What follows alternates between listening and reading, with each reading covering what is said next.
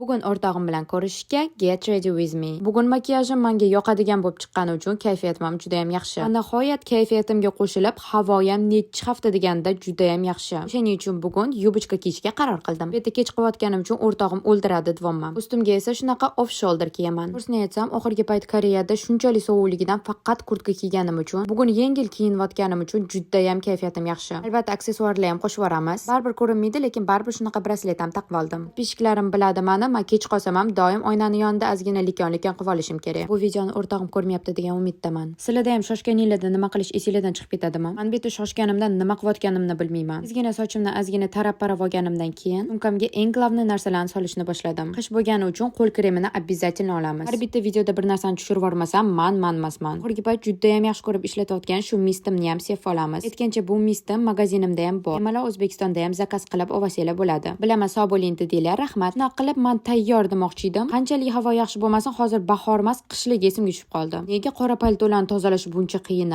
Shunaqa qilib, mana почти tayyor bo'ldim. Ozgina shoshilganim uchun afsuski menga unchalik yoqmadi, lekin yomon emas deb o'ylayman. Va albatta oxirgi shtrix, labimizni bo'yab olamiz, sochimizni to'g'irlab olamiz. Shunaqa qilib men tayyor. Ko'rganingiz uchun rahmat. Bye.